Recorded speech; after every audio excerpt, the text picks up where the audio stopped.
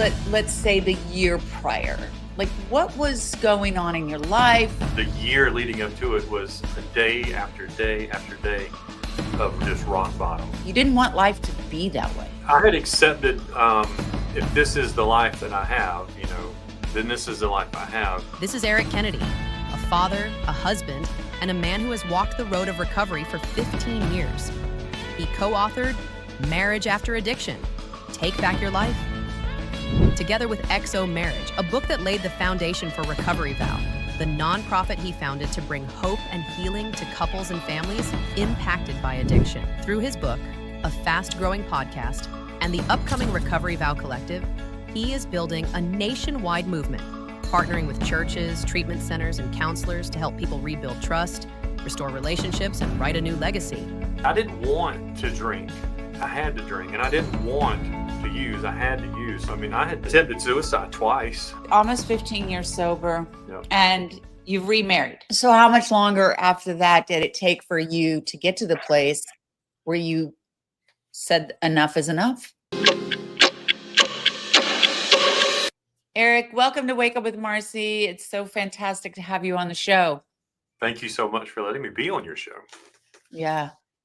Well, love to talk about, because it's so important to me, because I've lived it, is recovery and addiction and mental health. And you yourself have gone through this journey. You're now sober 15 years. Congratulations. Yep. Yeah. 15 years on September 27th. Yep. Amazing. Amazing. I'll hit 10 on October 4th. So, October 4th, that's a good day. That's a good day. 10 years is a big deal. I'm proud of you. Yeah, thank you. Well, 15. I say now that I'll be there, but right, every day is a gift. So Can you tell, I know there's not one thing, one moment that made you choose sobriety, right? There's the whole lead up. Yeah. But what was that, let's say, the year prior? Like, what was going on in your life, the relationship with your wife, and the craziness in your head? What was happening for you? Yeah, it's funny that you worded it that way. Nobody's ever asked me what was the year leading up to it, because the year leading up to it was a day after day after day of just rock bottom. I mean, it was just, what else could go wrong in this world?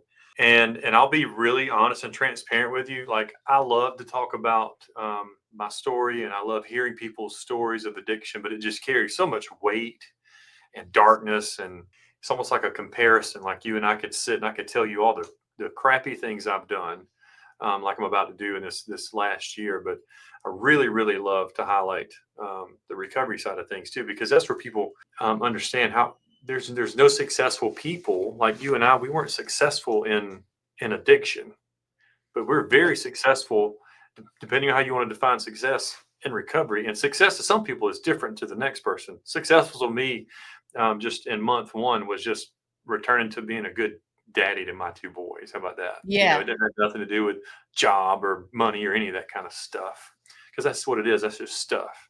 But your question was, what was that last year like? So that last year, I was separated from my two sons' mom. She was my first wife. We were married, I think we were married close to 7 or 8 years. We were drinking buddies and drug buddies, but when we started paying bills together, we slowly became like roommates. If that makes sense. And but we have two beautiful, beautiful kids together. And at that time, they were 4 and 5 years old, and so I got to see them every other weekend. I had gotten 2 DUIs, so I'd lost jobs. I had lost who I thought were friends. Alone in a single wide mobile home down in the country roads of South Carolina. And it just became that, exactly what addiction is. It just became that dark. I had things covering up windows, that disgrace of giving away toys and furniture, whatever the dope man needed to supply my habit, to getting off work and going and ask if I can cut people's grass so I can get that $5 or $10 to get a fifth of whiskey. And that became my breakfast, my lunch, and my dinner. And in between that, to like wake up I had to drink. It got so bad at the end, at the beginning of the day, yeah, I'd have to drink, Marcy, because my handwriting would be different. I mean, it would just, I Yeah. would start into shakes and stuff, and then you mix in cocaine and crack with that. It was scary. You know, Yeah. I remember standing at the window in this mobile home, and I stood there and I said, I'm just gonna. I know there's a car coming. I know there's a car coming, and I would stand there and just wait and wait and wait. And about 30 minutes later, a car would go by, and it wasn't the car that I was waiting on. It's just my mind was so eat up with drugs and just anxiety, and that I don't know what is it. What's that? What's the What right word for that? It's like you're freaking out, like Yeah. uh, and I remember being on my hands and knees digging through the carpet looking for pieces of cocaine or something I may have dropped. You know, it was Oh, absolutely. The addiction is disturbing. so strong, and right, our brains are hijacked. You feel like you have to have it. Hmm.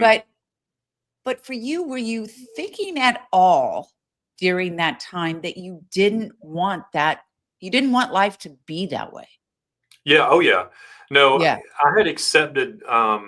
If this is the life that I have, then this is the life I have. But I hadn't thought through, like, how do I make this life better? I knew that Mhm. at the end, I didn't want to drink. I had to drink, and I didn't want to use. I had to use. So, I mean, I had attempted suicide twice, Mm. and I couldn't pass away. Like I took a couple bottles of Tylenol PM one afternoon after somebody asked me if I was an alcoholic, and I was just so ashamed of that definition being on me that I Oh, was like, oh, wow. I'm Yeah. writing a letter and I'm ending it all. Yeah. But I did have those moments of clarity to kind of answer your question. There were times. I'll tell you a story. I was going. It was early in the morning. I used to love to do cocaine in the morning, and so it was a rainy, rainy morning. I was driving on this dirt road back to this guy's house, Mhm. going as fast as I could because I couldn't wait to get there. And I slid off the embankment of this dirt road, and my car was nose down into the embankment. And it was a front wheel drive car. So it just sat there and spun and spun and spun. So I got out and I was in shorts, I was in flip flops, Marcy, and I was walking um, in the rain. And I had no idea where I Mhm. was going. I think I was just going to go get somebody to help me pull this car out because I had a mission to go accomplish. Right, I had something to Yeah. go do. Yeah. Um, and I walked probably half a mile, and I was cutting through this. This sounds like a movie, but I want you to just be there with me, okay? I Mhm. was cutting through this cotton field, and had been Mhm. just cut. And I remember looking down at these flip flops, and they had about this much of orange clay. I'm picking up like 5 pounds on each leg, Wow. and I just looked around and I said, "Is this it? I mean, is this, just it's a random Tuesday morning at 7:30. I just got finished watching an episode of The Golden Girls. I just drank a pint of Canadian Club, and now I'm chomping at the bit to go smoke crack that I can't afford to come up with the rest of the day." And I just remember it was like a moment of clarity. Is this it? Like, God, Wow. if you're present, is this what you've got planned for me for the rest of my life? Is this my day to day? Mhm. Mhm. And you would have thought, like, I expected 50 white doves to fly to the pine trees. I expected the sun to explode and me to kind of just levitate and all this angelic stuff was going to happen, but it didn't. I just Mhm. turned around and I walked back to that car. And I remember walking past this old shed on the side of the road. And I went inside of that shed and I kicked the siding off of it, like this old wood. And I just carried it with me. And when I got down to the car, I straightened the wheels out. I dug Wow. that orange clay out with my hands and I shoved that wood in there and I just laid on the gas until that thing got out. And I Uh-huh. went on about my business. It's just like nothing ever happened. But I had those moments of clarity at different times where I was talking to God or I was talking to a greater or higher power of some kind that Yeah. if this is it, I don't want this to be it. Take me out of it. But if you have more planned for me, please show it to me soon. So how much longer after that did it take for you to get to the place where you said enough is enough? Um, so my pay got changed. I used to get paid on Fridays, and they backed it up because I would come to work broke on Monday. So they Mhm. changed it to Thursday. Well, this morning I'm telling you about is on Friday morning. Okay. So Friday morning, I had spent all my money from the night before, and I cashed my paycheck on Thursday evening. And on Friday, I was going to get $60 worth of crack cocaine. When I got my car out, I went and got it, and let's say that probably 8 o'clock, I had that, and I had a pint of Canadian Club, and I had a can of Diet Coke, and I was sick. I mean, I was sick and I needed this. This was like become my medicine. This was like my allergy medicine, if you will, that would help just clear the day up. But when I smoked the cocaine or the crack, whatever you guys want to call it, I didn't feel anything off of it. And when I drank that pint, I downed it, and I was pulled over off this dirt road. There was another cutoff. It went to an old cemetery back way off the road. So early in the morning, I'm doing this, and I didn't feel anything. But I had called into work, and I told my boss, who was the mayor of the little town, "Hey, I'm not coming into work today. I don't feel good." And by the time I got back to my house, I had a little bit of crack left in this little trailer I was living in. And I'll set the space. This trailer was a little kitchen that I'd almost burnt down because I've passed out with stuff in the oven. There's black soot, smoke everywhere from 3 weeks prior.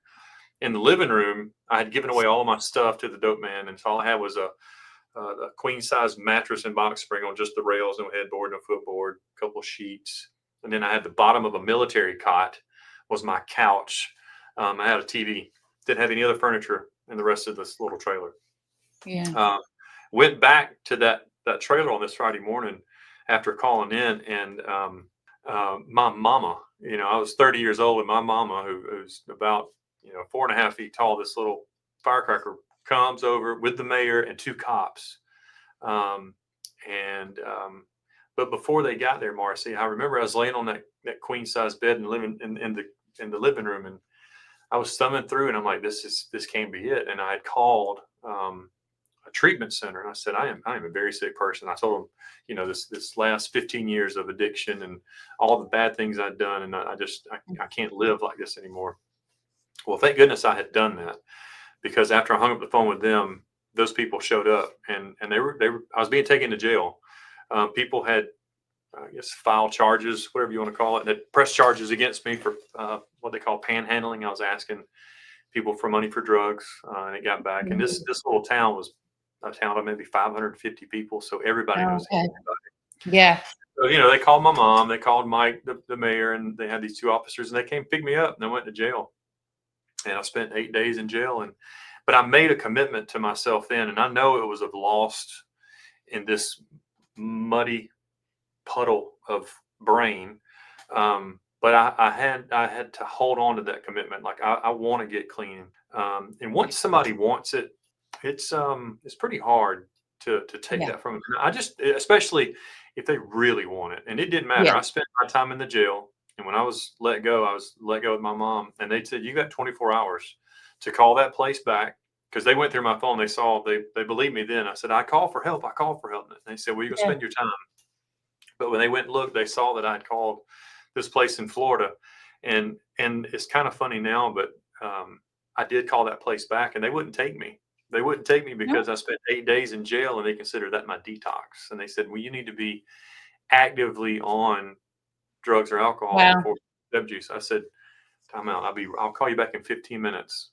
So I'm going to go get a bottle, and I'm going to go get some drugs, and I'm going to use, and then I'll call you back. And they said, no, it doesn't work like that. So I called another place and told them the story. I said, hey, I've been off of it for 8 days, but I'll go use it if you need me to. And they told me, they said, no, you need to keep drinking. Go ahead and drink. Drink at the airport, because what they didn't want to happen is for my imbalance, I guess, to kick in overdrive when I got on the airplane. They wanted me to remain kind of calm. And so on September 26th, I flew to Florida from South Carolina. They ran my insurance and covered me I had to get to the airport and they would have somebody pick me up. So I landed in Florida. And that's why I say September 27th is my sobriety day, because it was after midnight when I got to Florida. And I got picked up by some random guy. I don't even remember having a conversation with him. But I got took over to Florida Center for Recovery in West Palm Beach. And it sounds like, oh, West Palm Beach is nice. It's not. It was an old retirement or an old Alzheimer's treatment center. It was just 2 buildings with these long hallways. But I devoted everything I had to doing this to just see what the outcome would be, because I've seen the outcome of doing it this way or this other stuff. And I really wanted to see what the outcome could be. And so I started, and I listened, and we went through meditation, and we went through, different counselors talking to us, and I got to meet other people. And then they had these speakers come in and tell us their stories. And that's where I really found recovery, was hearing it from other people. And you were there for 30 days. Is that correct? 31 days. 31. Okay. Yep. I'm glad insurance allowed that extra day. Yeah. So let's fast forward a little bit. Okay. So you get out of recovery, you get out of rehab. What was your source of recovery after that? So living in this little trailer, I got to see Cameron and Christian, my two sons, every other weekend. Uh-huh. So I wasn't with their mom. And we weren't divorced, but we Uh-huh. weren't married. You know what I mean? Like I had girlfriends, and I think she was seeing other people. But I wasn't seeing anybody when I went to treatment or when I got out. But treatment helped me find I couldn't go back to that place I was living. Right? It was, Yeah. and Triggers. that's what's really hard It's for something people we talk is that, about. Yep. yeah, Mm-hmm. I mean, I think that's a lot of reasons why people relapse sometimes is that they go back to unfinancial stability or the home that they came from is, Yeah. all the bridges that you burned are there, and it's just a constant reminder. Yeah. And but people can get through that. I'm not knocking it. But for me, Yeah. you asked about me. I went to a sober living house. I had to go to a transitional house, and Okay. it was in Lexington, South Carolina, from Mm-hmm. Florida, which was kind of close to my parents and kind of close to my sons who were in Augusta. Okay. Uh-huh. And I just used that time in treatment to be like this gigantic. When you played Nintendo when we were kids and you didn't like where you at in the game and you hit reset and you just start over. Yeah. It Yeah. was my Nintendo reset. I got to Yeah. hit reset in 30 days. And then, those weeks after when I started doing this transitional housing, that was just playing the next two levels in life. And I hated it. But Yeah. I wanted recovery. I mean, I remember them Mm-hmm. putting us on buses and they would drop us off at different parts of Columbia, South Carolina, and you would just walk around all day long looking for a job because you had to pay for your way. Yeah. And I'm like, well, okay. Yeah. But the second day I was there, I was like, I don't want to get on the bus. Can I just walk around, something that's close to here? Because I didn't Uh-huh. want to depend on that bus for a ride to and from work. And I found this little chicken place. It was called Wings and Ale. And Uh-huh. and I would walk to work from that transitional housing, and that's the life I accepted. This is where I'm at. This is me starting over. I'm Yeah. 31 years old at this point. Yeah. This is what life looks like when you screwed it up and now you're living with other people. And this Mm-hmm. is what it looks like when you're serving chicken. And Yeah. I did that. And I'm not saying I was proud of it, but I mean, I wasn't dead. I Well, got to you see. weren't bad. You were making change in your life. It kind of humbles you as a person. But during that time, though, were you building on a relationship with were you divorced or were you separated? We're separated. Okay. So were you guys starting to rebuild anything at that point? Because, I would say 3 months in, we started emailing each other, okay. and it was an opportunity for me to say I recognize all these. It was way from because I'd been taught a 12-step process, and she Yeah. was on the list of people I need to make amends with. Right, she was probably number Right. one, but I wasn't going to say I'm sorry. I just wanted to make amends and say I know that I've done you wrong. I'm not asking for forgiveness. That's because if they don't accept it, that's a lot to carry. At least you can just get to clear your mind and your heart. Um, but we were emailing each other, and I said, I'd like to see you. After talking, she was already living somewhere else on her own, renting, Mhm. and the boys were with her, and I think her mom was living with her, and and we hung out one evening. She drove up from Augusta to Lexington, Uh-huh. and we talked, and the next weekend, she came and got me, Yeah. and I would say we made a promise. We didn't make a vow. We didn't make a commitment, but we made a promise that we would try. Let's just try it. Because remember, that was my drug buddy. That's my drinking buddy. So I come back and, Yeah. hey, I'm not drinking. I'm not drugging. That doesn't mean that you're a bad person. It just means that I can't be that person anymore. Got a job kind of back in my field. So I was Uh-huh. doing good. So, but we made it, Marci, we made it 9 months. And it wasn't going to work. So I filed for divorce. Mhm. We are still friends, and if she listens to this episode, she'll smile when I say that we are still friends. Yeah. But I gained custody of Cameron and Christian, and so at 9 months clean, after living in a sober living house and then coming back to Augusta and trying to make it work with your ex-wife, I was given custody of two boys that were 4 and 5, or maybe this time they were 5 and 6, and we Mhm. started over from you thought Scratch was living in Florida with nothing. Well, try having nothing, and now you got 2 other people you're responsible for. Right. But we did it. We did it. Yeah. We moved into an apartment and started over. Well, I love that because it's like you'll do anything for a drug or a drink, but now you're going to do anything for the ones you love, That's right? right. It Mhm. and what there's some things that you brought up, and I just want to point out, and this is something that you talk about, and I'm excited about talking about your book, Marriage After Addiction, but that your body needed the substance, right? Whatever it is, your body actually needs it to live. And I'm actually very surprised that you were able to detox in jail without getting very sick. Because for anyone listening out there, please don't try to detox on your own, because that can be very dangerous. Yeah, So it wasn't. Now, I didn't get to tell that, but you're right. I was very sick. So you had to think that morning I smoked yeah, $60 worth of crack and I drank a pint, and then you turn it all the way off yeah, and then do all that in a jail cell. yeah, And I had, okay, here's the tricky part. I had to be yeah, on confinement or like watch or whatever you want to call it, because uh-huh, years and years ago when I got a DUI, I've had 2 yeah, DUIs, but my first DUI worked at the jail. I worked at the jail, and so I was in that same jail I worked at years and years okay, prior to, and so I was on special watch or whatever. So then I was by myself. That was hard, and so you're yeah, right. Like people get, I got really sick, but yeah, I got really really sick after I got out of jail, and I went to that place that did finally accept me, Florida Center for Recovery. I had a yeah, major detox when they put medicine in my body to help kind of flush everything out. I was kind of slept for like 3 days. It felt like.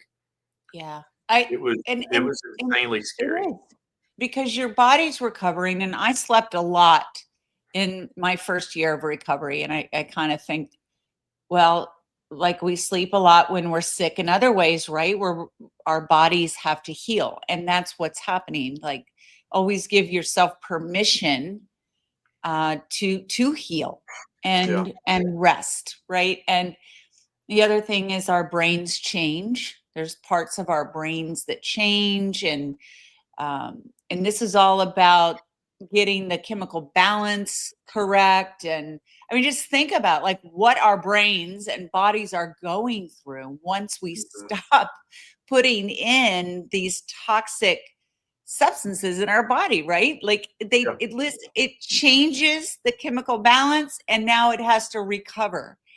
And so it's really quite fascinating if you think about it. Like It I is, it, and one thing I remember learning in treatment was the time yeah. that you think that you may have become addicted, and a lot of times that's for most boys, I think is around that 13, 14, 15-year-old. Mhm. We have that childlike mindset from that time until we get clean. Exactly. So Exactly. not only am I having Yeah. to hit all this reset from a brain dump and a body dump of these drugs and these alcohols, I also just recognized I'm 15 years old in a 31-year-old man's body. Yeah. Like my thinking doesn't operate like it should as an adult that age. My thinking is Right. still childish, and not making great decisions. You know, my frontal lobe's fully developed, but I'm Right. not firing on all cylinders. You know what I mean? No, exactly. Exactly. So now you're 50, almost 15 years sober, Yeah. and you've remarried. Yeah. I And married up too, Marcy. I married up. you married up. I love to hear Yeah. that. I love that. My husband says that. Now, maybe when we were going through my addiction and all of that, he maybe wasn't thinking that, but now he says it. Yeah. He married But up. He did good. yeah, thank you. But here's the thing. Like you're telling your story, all right? We Mhm. have these dark pasts, and maybe why we I used alcohol to cope for a long time from the trauma of my past, and it just became a way of my life. And then it was affecting relationships, and for me it was alcohol. And I was very fortunate in this isn't comparing stories, but it's like I didn't need rehab. It was just, it was more like a bottle of wine a day, which is not a good thing. And it was affecting very much so my relationship with my husband and me as a mother. But then there's Marriage After Addiction, and that is the book that you have written. And a lot of times, unfortunately, this affects our marriage, right? It affects the marriage while the addiction is active. Mm-hmm. But then once someone starts healing, and this is one of the things you talk about in your book, and it's so true. It is, you do need to be selfish. You need to self-care, right? But Right. then you can take that too far, or you don't respect what the other person went through. You expect them to forgive you too quickly or trust you too quickly. There's so many facets that have been broken and need to heal. So tell us about what inspired you to write the book. And did your wife help you in any way with this? I wrote the book. This is what inspired me about the book. I wrote the book for your husband. Yeah. You know, when I went through treatment, everything that's given to us, all these tools and these resources, it's for us. It teaches us how to be healthy and Right. healthy selfishness. Yeah. Because without us being healthy, we're no good to our spouses or our kids or our family, our work, you name Yeah. it, replace it. Right. What I recognized after going through treatment, I tried to get my first wife to come along and do what options there were that I could find, which was like Al-Anon. And I'm not knocking Al-Anon. There's also a chapter in the 12-step book AA to the wives, because back then it was only men getting hammered or doing wrong, Right. and that's why there's a chapter to the wives and not to the husbands. Well, that they Um, knew about, right? We always did it in secret. Right. So when I pitched the idea of writing a book to XO Marriage in Dallas, I had always wanted to put all of my stories like down on paper and have some kind of like a autobiography, if you will, just something I could read over when I get really old and I can't remember anything. Yeah, so I decided to go to XO, and I wanted to pitch an idea of a book. And I had a friend of mine. I pitched the idea to him first. He's the published author with XO, and he said, "Man, this is great. People need to hear your story, but nobody's going to buy this because nobody knows who you are." And I said, Yeah. "Okay, I get that." Yeah. He said, "So just think harder." And so, you know, I did. I prayed about it, and I said, "Okay, what can I do? Is what can my legacy be one day? You know, what can I do to help offer people that are going through recovery, especially married couples? What can I do to help them?" Well, Yeah. I looked, and there was no resources for the supporting spouse. And so when I went to XO Marriage, I had lunch with Jimmy Evans and Brent Evans and a couple of folks that work there, and I said, "I want to write a book." And I want this book to be written to married couples who walk through recovery together. And I want to give them a guide on how to do that. Very practical, very easy. So, because a lot of people, remember, we're childlike minds. So when we get, if we Yeah. get sober at 30 and we Gotta quit keep drinking busy. or started at 15, you don't Yeah. want to throw them a King James Version workbook. You know what I mean? Yeah. Yeah. So they immediately said yes, because they couldn't find anything out there. So, Mhm. XO has these three A's, they call it, that they talk about that marriages need to work on. It's addiction, abuse, and adultery. These are the three that kind of destroy marriages. And this is how we could fill the gap of at least the addiction part of it. And so Right. Jimmy said, "Yeah, we'll do this project, but the only thing I ask is that we will write it as a workbook." And so we wrote it as a workbook, and I've got it here. I don't know if you can see it, but it's not Yeah. intimidating. It's super thin. Yeah. There's no coloring sheets or pop-ups, so it's not that cool. But you go through this, and like chapter 1, it says, "Help my spouse as an addict." It helps the person that's supporting this. So like my ex-wife or your husband now have this guide where they can walk with us and be in recovery with us.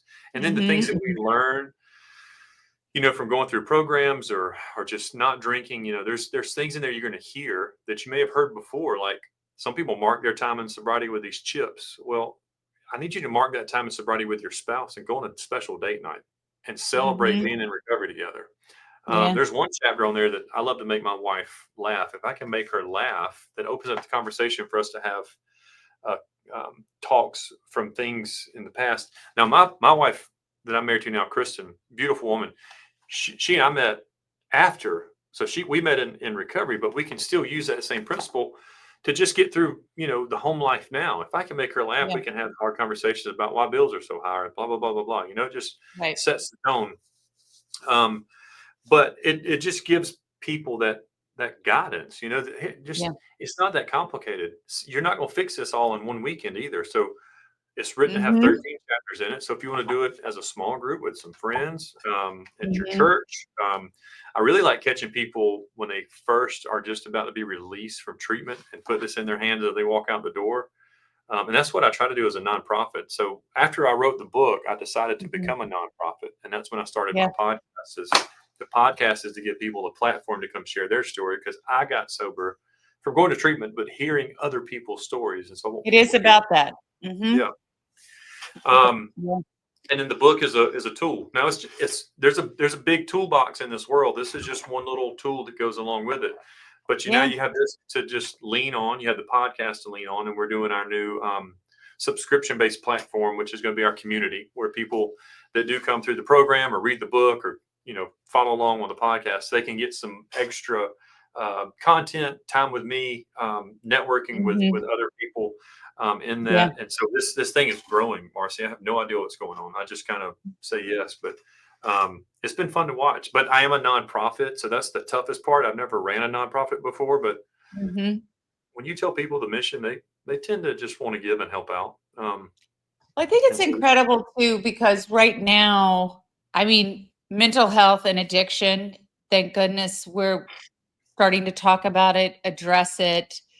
They're starting to study it so much more, let's say the information's been out there quite some time, but they're now putting it out there, right? So people can know what's happening, what's available, the help and support available. And so many people are discussing it now to try to normalize this conversation, yeah, because we're all affected in some capacity. Our families are, if it's not us, it's a friend, it's a family member, it's a coworker, we all know someone, yeah. right? So it's not, And we're all in some kind of recovery. I mean, so I've exactly. had people on the podcast that have zero background with drugs and alcohol. Mm-hmm. They have a story to tell. Yeah. Last or 2 weeks ago, I had a guy named Quentin Aaron on the podcast. Quentin Aaron Mm-hmm. played Michael Laura in the movie The Blind Side. Uh-huh. Gigantic human being. Yeah. Gigantic Wow. human being. Yeah. And he came and he talked about the recovery he is in is the life he grew up in. And people need to see and hear that he Yeah. didn't decide to fall into the addiction. And he just shares his story. And then, we talk about the beauty on the other side of it, because he just, and Yeah. that's another chapter in here. He decided to be a generational breaker, not a generational Mhm. blamer. Yeah. And I do that for anybody that wants to come on. We've had moms and dads that come on and have lost their kids, and that's a different kind of recovery they're in. Yeah. There's Mhm. a lady that's coming on that, well, her episode just came out yesterday. She had an addiction to food. And so there's a different kind of recovery there. That's a process addiction. So we talk about substance addiction, process addiction, and how Yeah. even sexual addiction, you can apply that Yeah. and you go through this book. This is a And guide for yeah. both the spouses. Yeah.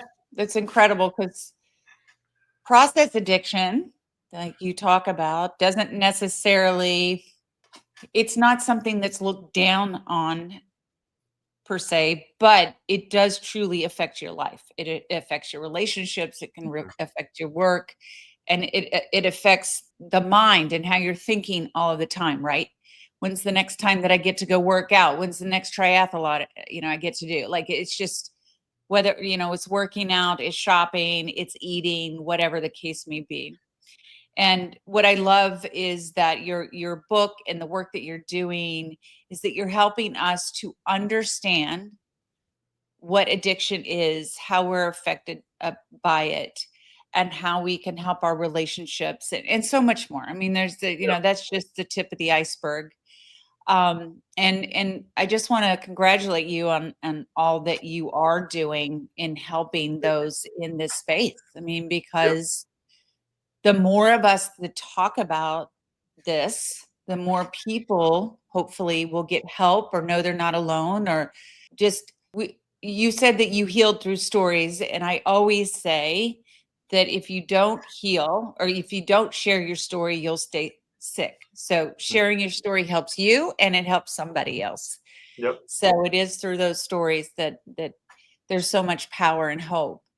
So what you were talking about also another book that you were thinking about writing to help others and parents, I believe. Yeah, I pitched the idea to EXO. The release of this book, September 16th, this next month will be 1 year that this book has come out. So, I need to give it room to kind of breathe. It's done. I mean, it's done really well. It still does really well. Yeah. And as a nonprofit, I like having just a bunch of them. I'll buy my own book. Yeah. At a low rate so that I'm not making anything on it, but then I can give it away. I can just give it Yeah. away because all we can do is plant seeds. 100%. But what you just said was, and I appreciate you saying that, but I'm tired of people being scared and in the dark when it comes to addiction. Addiction is addiction. You got to talk about it. But It's the a beauty is disease. in You have recovery. to. Yeah, so much beauty. Yeah, and that is where I really want to shine a light on people and their stories. Look at where they come. I was here last night at work, and a lady walked up to me and she said, I did a beta test with this book. We didn't have copies. I was running copies off the printer. So I did a beta test, and one lady went through this with her husband, and she celebrated the year last night. So let me tell you what that means to me. That means out of all the money I raised, out of all the books I gave away, out of all the podcasts I did it for her. And I mean that when I say that. Yeah. I really do mean that. To have that woman walk up and she looked better, she looked healthy, and she was humble and she was thankful. And it wasn't like, hey, you saved my life. This book saved my life. It's not that at all. It's just, hey, I'm 365 days sober today. Yeah. And oh, by the way, you remember I went through your workshop or your beta test, and that's what kicked it off. And I'm like, you're kidding me. Yeah. And so I'm gonna do a video later and post and kind of brag on her. But people need to hear that. It is amazing. Yeah, I mean, me too. I mean, through this process, which I never thought I would do any of these things that I'm doing today in life. But yeah, I mean, I put out my book, Chaos to Clarity, and that's and I always say the same thing, I share the story of the addiction, but it's about the recovery, what I've learned, how it's changed my life. And that's the beauty, and everything that I've learned in shifting my mindset, healing from my past, gratitude, spirituality, all those things can help anyone in their lives. Doesn't matter you don't need to be addicted to alcohol or drugs to learn and heal and be better in life. And I know that's one of the things that you talk about a lot also within your book about not trying to push God or down somebody's throat. It's not about that. It's about the higher power, having faith that universal love, if you will, like what that looks like for you, and just knowing that something is bigger than you and you don't have to do this on your own. Right. Right. Let me touch on that for just a minute, Marci, because I don't want to scare people with that. Because a lot of people ask me, well, why don't you have scripture in your book and all that? I'm like, well, there's a reason for that. And I need to be clear when I say this. I work for a church. I got invited to this church when I was 2 years sober at an Easter service, and I had I had 3 questions. This is how stupid I am. Don't say those words. Words matter. Well, this is my stinking thinking or my childlike mindset, because I had a wall up when it came to church. Sure. I had experienced church when I was younger, but I didn't have a good experience. And so I was like, okay, I'll go. Me and Cameron and Christian will go. But if they put their hands up in the air, or if they're running around, or if they're handing out snakes, I'm gone. I am out. Yeah. And Yeah. that didn't happen.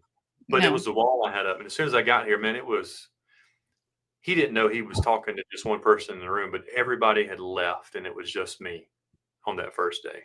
And I mean, Mm, it was just tears. And so I signed up to serve. I'm like, whatever you need me to do. And I yeah. just knew that was like my next step in this Yeah. life reset. Okay. Well, I got offered a job to come work for this church 10 years Wow. ago. So I've been on staff here for 10 years at Stevens Creek Mhm. Church. And they let Yeah. me, they let me do this nonprofit. Pastor Marty's got a heart for people in recovery.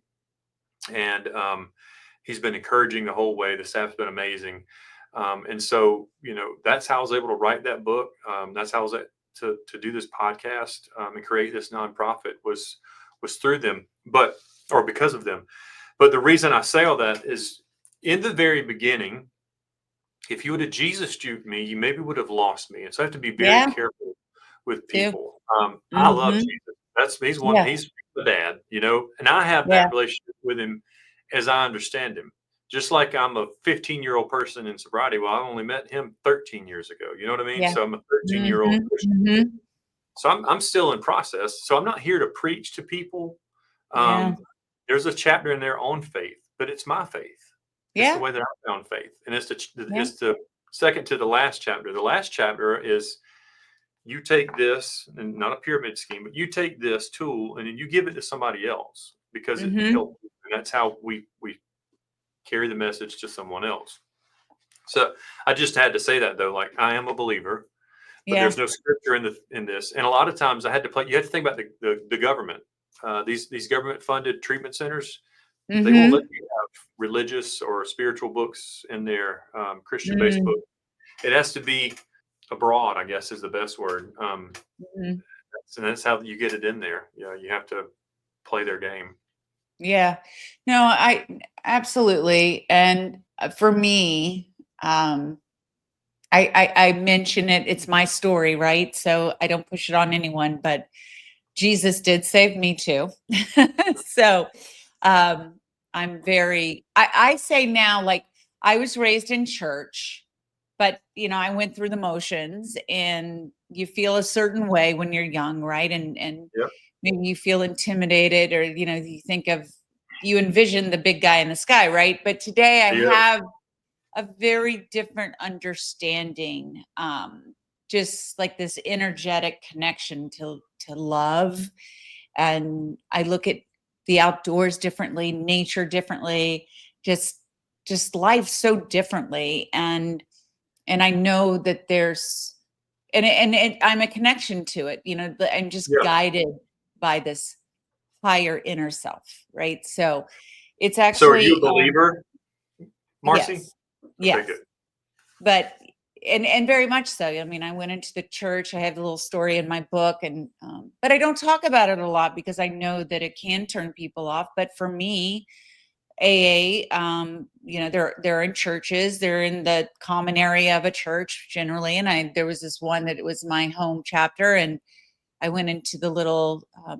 They had a small chapel there, and I would just sit at the front and pray to this little sheep, this little picture of a sheep. It was a red background and a gold sheep. And I would pray to Jesus and say, "You save me. I will follow you. You will forever be my shepherd. And Oh, I will share your word." And I ask him always to speak through me.